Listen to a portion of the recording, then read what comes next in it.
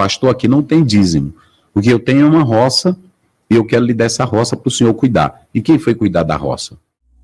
Olá, meus queridos que acompanham aqui o nosso canal, sejam todos bem-vindos na paz do Senhor Jesus.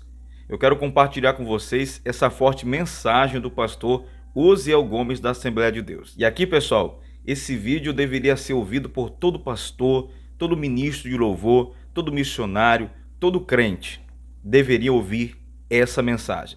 Para muitas pessoas que querem se fazer financeiramente, ter status com a vida ministerial, essa mensagem vai chocar, vai confrontar essas pessoas. Dízimo não tem, mas tem roça. É isso que o pastor está trazendo nesse vídeo hoje e é uma lição de vida muito, mas muito poderosa. Desde já, eu te convido a se inscrever aqui no nosso canal, deixar o seu like e compartilhar esse vídeo com mais pessoas. Eu não tenho dúvida de que essa mensagem vai confrontar muitas pessoas. E mais uma vez, nessa pregação, o pastor Osiel Gomes surpreendeu. Te convido agora a assistir essa forte pregação do pastor Osiel Gomes da Assembleia de Deus, que participou do podcast BleiaCast de Imperatriz. Que Deus te abençoe, fique na paz do Senhor Jesus. Eu nasci em um lar evangélico. E meu pai, depois ele era pastor, foi pastor, vários anos, um ministério muito bem sucedido, aprovado por Deus. E o primeiro campo que meu pai foi ser pastor, para que vocês tenham uma ideia, foi Buriti Bravo, aqui no Maranhão. Então, aí quando meu pai foi ser apresentado, meu pai tinha lojas, ele tinha 2 lojas em Lago da Pedra. E naquela época era assim, por isso que eu disse agora há pouco, falando aqui com o Felipe, eu disse agora há pouco a diferença da vocação pastoral antiga para a atual. Ele tinha 2 lojas, e eu me lembro que ele estava sentado na porta do comércio e um pastor chegou para ele e disse assim: pastor Estevão mandou essa cartinha para o senhor. Ele abriu a carta e quando leu na carta, era a transferência dele para Buriti Bravo, no sertão do Maranhão. Nossa. Sem estrada, sem nada. Aí ele olhou assim a carta e disse: meu Deus, a convenção, o pastor Estevão me transferir assim. Aí a minha mãe olhou para ele e disse: tu tem chamada? Tu não disse para mim que tinha chamada? Ele disse: tem. Olha a mulher sendo forte aí. Tá vendo? Aí ela disse assim: pois então, rapaz, Caminha. Aí ele disse: mas aqui as lojas. Ele disse: nós não temos loja, você tem um chamado. Bem. E ele vendeu as 2 lojas, e aí nós fomos para o Buriti Bravo. Chegamos lá, de mamando a caducando, se tivesse 10 crentes, tinham muito. Não tinha dízimo, não tinha nada, nem templo. E aí nós fomos trabalhar. E eu vivi esse universo todo. Eu vendia bolo, a minha mãe fazia bolo para a gente completar a assistência.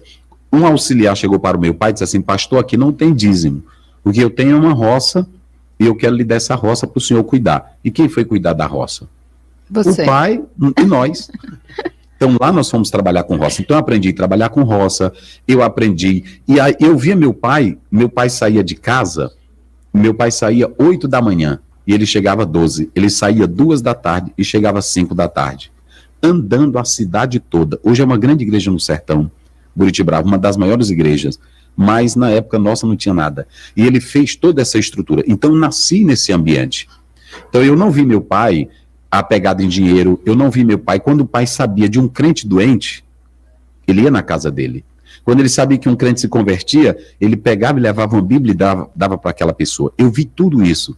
E Eugene Peterson, que foi a maior autoridade pastoral no mundo, ele escreveu na obra dele, que ele disse que aprendeu a ser pastor, não foi na universidade que ele fez, nem no curso presbiteriano que ele fez, ele aprendeu no açougue do pai dele.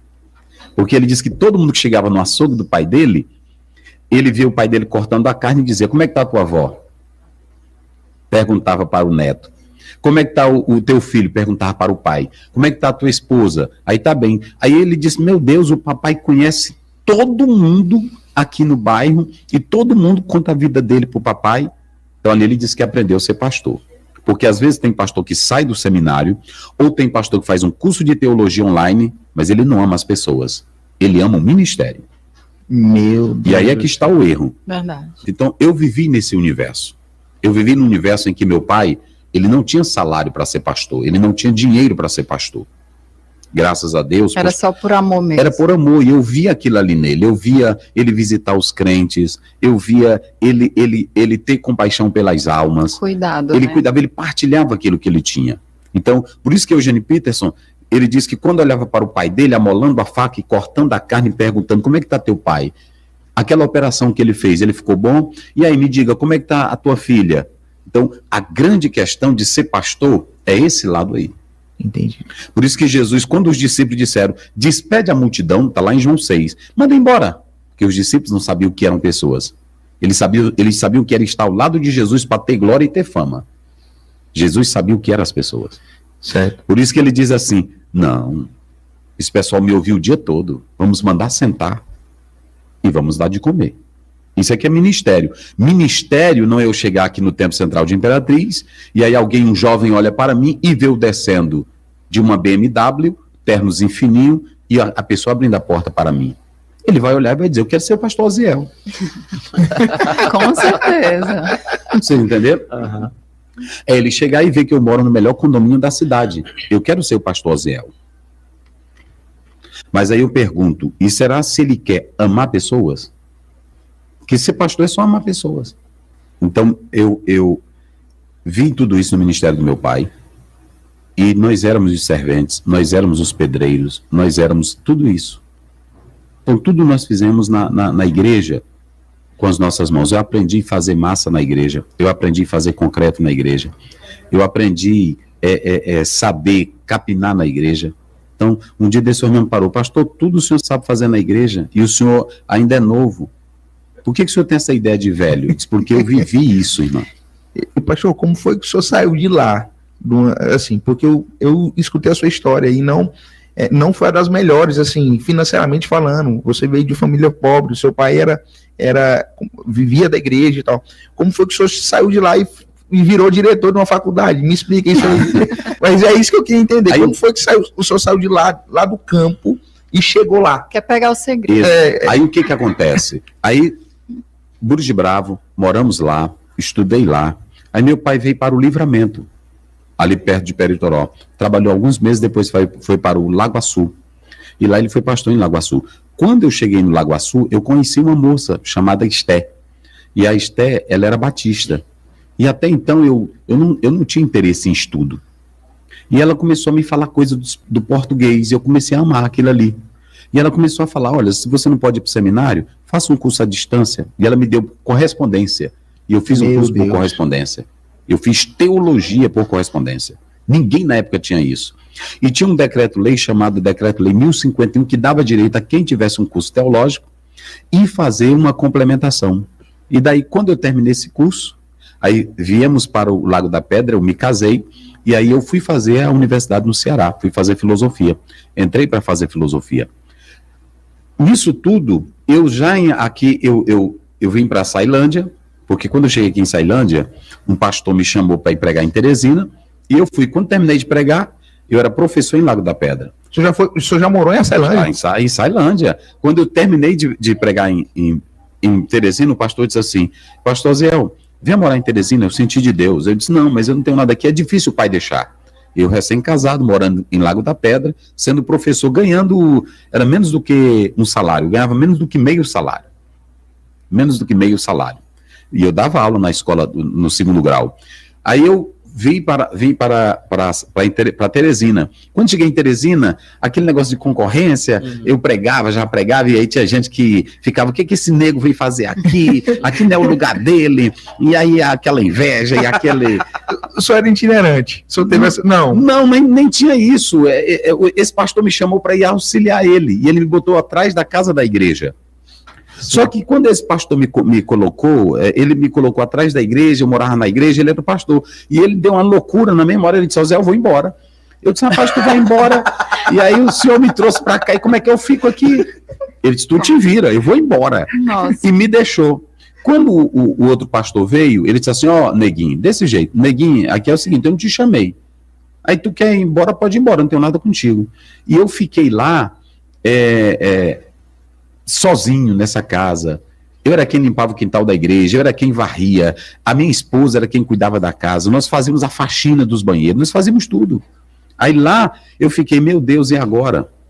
E o pastor me tentou tirar logo da casa da igreja, porque ele via que a igreja, eu dava aula na EBD e tudo, e eu senti que ele tinha ficou com aquele negocinho, mas eu não ligava para aquilo ali, não ligava.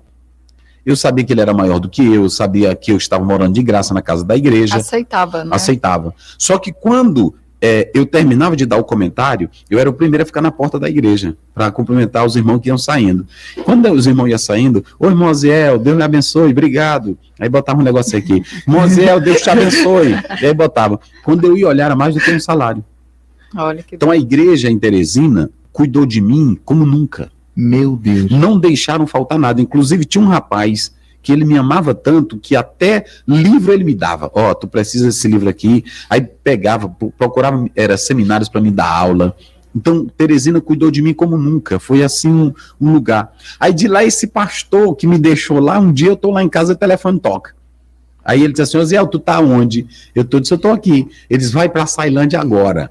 Aí quando eu disse, rapaz, eu não tenho dinheiro. Ele disse, toma emprestado e vai agora. Eu disse, rapaz, mas eu não conheço ninguém na Sailândia. Ele disse, eu falei com um pastor lá, vai lá. Porque eu acho que ele ficou com aquele senso, não, eu trouxe o Oziel e joguei. Eu vim na Sailândia, no período da festa. Aí o pastor, a Sailândia era o pastor Amarante, na Saião. Aí ele disse assim, vamos ouvir o Oziel, e deu a oportunidade para me pregar. Quando eu terminei de pregar, no outro dia ele disse, você vem morar aqui. Eu disse, morar aqui, pastor? Vamos ali. Me botou no carro e me levou para a igreja mais pequena, mais feia, mais acabada na Sailândia. Meu Deus do céu. Aí ele disse assim, tu tem coragem de vir ser dirigente aqui? Eu disse, eu tenho. Olha lá. corajoso. Tu tem mesmo, neguinho? Desse jeito ele disse. Eu disse, eu tenho. Pois então é o seguinte, você vem para cá, eu vou te botar aqui nessa congregação e aí tu vai ser dirigente aqui. Eu disse, tá bom. Aí ele disse, vá para Bacabal, dia tal, que vai ter uma convenção lá e a gente se encontra e eu falo contigo lá. Eu fui para Bacabal. Só que quando eu cheguei em Bacabal, ele não ligou para mim. Primeiro dia, segundo dia, era uma semana de convenção. Ele não deu as horas para mim. Ele não deu as horas. Meu Jesus. Não deu as horas. Aí eu disse, meu Deus. Aí a minha esposa ligava, e aí o pastor? Ele disse, ele não tá ligando aqui para mim, não. E ninguém ligava para mim. Aí eu disse, meu Deus, esse pastor, rapaz, é doido, ele me chama para cá. E não se importa. E não se importa. Aí quando foi no último dia, ele disse assim, Oziel vai se apresentar lá na convenção. Eu já era professor de seminário em Teresina e tudo.